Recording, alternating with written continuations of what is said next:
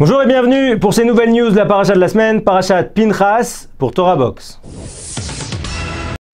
L'équipe de France force son destin. Le Kotel en danger. Poutine, Erdogan, Bibi, l'amour du pouvoir.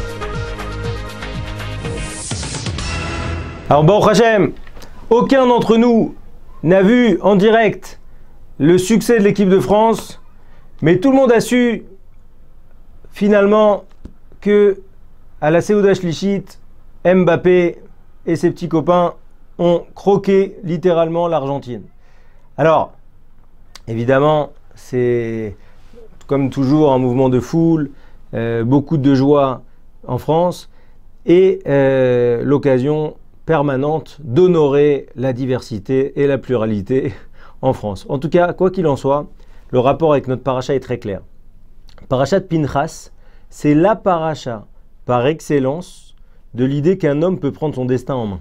D'accord ? Pinchas, c'est celui qui a vu Zimri ben Salou, le prince de Shimon, copuler avec une des filles de Moab, et tout de suite, il s'est rappelé la halakha que quand on voit ça, que c'est amené dans notre propre camp, et bien tout de suite, il faut tuer les deux protagonistes, et il s'en est rappelé, il a fait immédiatement, il a fait fi de tout rang social, il a fait fi de tout, et mesure pour mesure, Akadosh Baruch Hu a fait fi de son rang social aussi, et il a élevé au rang de Cohen. Lui qui était Cohen, mais qui n'était pas encore, c'est-à-dire, il est descendant direct de Aaron, mais pas dans la branche qui permettait d'être Cohen.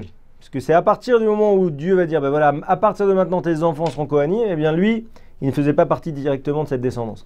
Et pour autant, Pinchas a mérité de devenir Cohen, de devenir Cohen Gadol, pardon.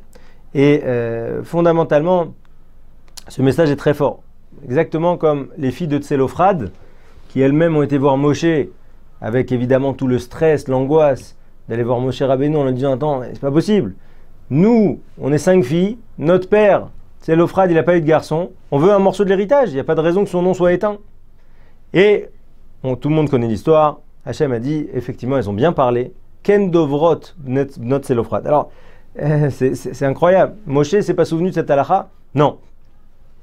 Pinchas et les filles de Tselophrad ont le mérite de pouvoir changer leur destin. C'est exactement ce qui s'est passé. Une équipe de France apathique, endormie, un coup oui, un coup non. Le dernier match contre le Danemark, le plus soporifique de la Coupe du Monde. Et là, le réveil contre l'Argentine de Messi. L'idée que oui, on peut faire tomber les choses, oui, on peut modifier. Et on ne leur souhaite plus que de continuer comme ça. Évidemment, chas v'shalom, que ça perturbe nos pensées pendant Shabbat. Car franchement, bon, c'est tellement rien par rapport à la Kedusha du Shabbat. Mais en tout cas, une chose est sûre, c'est que on va pousser et on va, Bezrat Hashem, assister à des très très belles choses avec cette équipe de France. S'il reste dans cet état d'esprit de Pinchas, parce que c'est aussi le grand mal français d'être content très très vite d'eux-mêmes et ensuite de s'effondrer le match d'après. Alors on a évoqué les filles de Tselophrad et leur volonté d'avoir une part en Eretz Israël. Alors, Rachid expliquait que qu'est-ce qui a déclenché, qu'est-ce qui a été le moteur pour les filles de Tselophrad? C'est justement l'amour de la terre d'Israël. Cette semaine, on assiste à un débat assez peu probable, piloté par la politique vilaine et surtout par les transferts de fonds, à savoir que Netanyahou essaye de faire tout ce qui en sont possible pour modifier le statu quo au Kotel, et ça se joue en ce moment. Alors, pour ceux qui ne savent pas, au Kotel, quand vous sortez du Kotel, juste à gauche, il y a une descente, et il y a un espace énorme qui a été créé pour les réformistes. Donc, il y a un très bel espace qui est à l'extérieur, mais qui donne exactement sur le Kotel, c'est fondamentalement le même Kotel, et qui est absolument vide toute l'année. D'accord ? Il y a eu cette semaine encore un test 17 Tammuz, pas une personne qui est venue dans cet espace. Et donc maintenant, on va nous faire croire que, évidemment, s'ils sont avec tout le monde, eh bien, les réformés vont avoir beaucoup de monde. Alors, j'ai la chance d'être souvent à Rosh Chodesh au Kotel. Quand on parle des femmes du Kotel, il faut savoir de quoi on parle. On est entre 20 et 30 personnes, et à peu près avec 100 personnes qui les surveillent. Donc on parle vraiment d'un épiphénomène ridicule. Et là, vouloir ouvrir entre les deux espaces, ou peut-être, de façon plus logique et plus sécuritaire, à droite de l'espace des hommes, un espace pour les réformer, pour les mouvements, tous les mouvements qu'on peut appeler comme on veut, qui visent à monter une autre religion, eh bien, fondamentalement, c'est ça ce qui se joue cette semaine. Et le parallèle, toujours pareil, à prendre avec précaution, parce que on essaie de faire des parallèles, mais qui ne sont pas toujours justes. Mais là, il y a quelque chose de très joli. Il y a Miki Regev, qui est que vous avez pu voir là sur la photo, qui est la ministre de la Culture, pas une grande religieuse, mais qui a dit, voilà, écoutez, moi, ma voix, elle est critique dans ce vote. D'accord ? Je suis obligé de voter contre mon parti parce que c'est impossible pour moi de voter pour ça, de valider qu'on change de statu quo au Kotel. Et que, potentiellement, et sa voix, elle est critique dans le vote, elle dit potentiellement, je préfère être envoyé de mon parti, quitter mon poste de ministre, mais en tout cas, moi, je ne peux pas voter que le plus haut endroit culturel du judaïsme soit ouvert aux desiderata de la communauté américaine. Parce que c'est ça dont on parle aujourd'hui. D'accord ? Et donc, c'est très très beau de voir finalement que cette Miki Regev, au moment de la paracha de Tselophrad et de ses filles de Tselophrad, elle a eu le courage pour l'amour de la terre d'Israël, pour l'amour de la sainteté de la terre d'Israël. Quand on parle de l'amour de la terre d'Israël, c'est l'amour de la sainteté de la terre d'Israël. Eh bien, on voit comment chacun à son niveau peut être héroïque. Et c'est ça qu'on attend de chacun de nous. Et ça, c'est le très bel exemple cette semaine de Miki Regev, l'actuelle ministre de la Culture. Ensuite, la fin de la paracha, et Moshe Rabbeinu qui tente encore. Quand il voit que les filles de Tselophrad, elles arrivent à récupérer un morceau de la terre d'Israël, il se dit, mais alors peut-être que moi aussi, Moshe, qui s'est vu refuser l'entrée dans la terre d'Israël, c'est peut-être le moment de demander. Et ça, c'est la force de Moshe Rabbeinu. De pas lâcher. Il dit, mais attends Hachem, moi aussi ce serait intéressant. Non. Et tout de suite Hachem le stoppe. Il dit, non, toi tu peux pas rentrer. Suite à la faute du rocher, tu peux pas rentrer. C'est incroyable. Mais en tout cas, l'idée de voir que tant que c'est pas fini, on peut continuer à espérer, continuer à demander. Eh bien,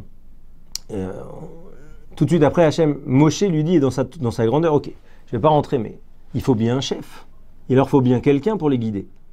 Eh bien, Hachem lui dit tout de suite, le chef, il est tout trouvé, c'est Yoshua, qui a toujours étudié avec toi, qui t'a montré une fidélité totale, c'est ton héritier naturel.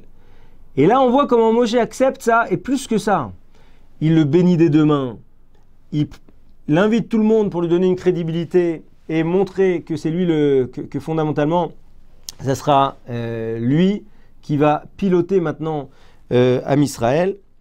Et plus que ça, il dit Hachem, Eloke Aruchot, Dieu des Aruchot, Matzav Ruach en hébreu, ça veut dire le comportement, le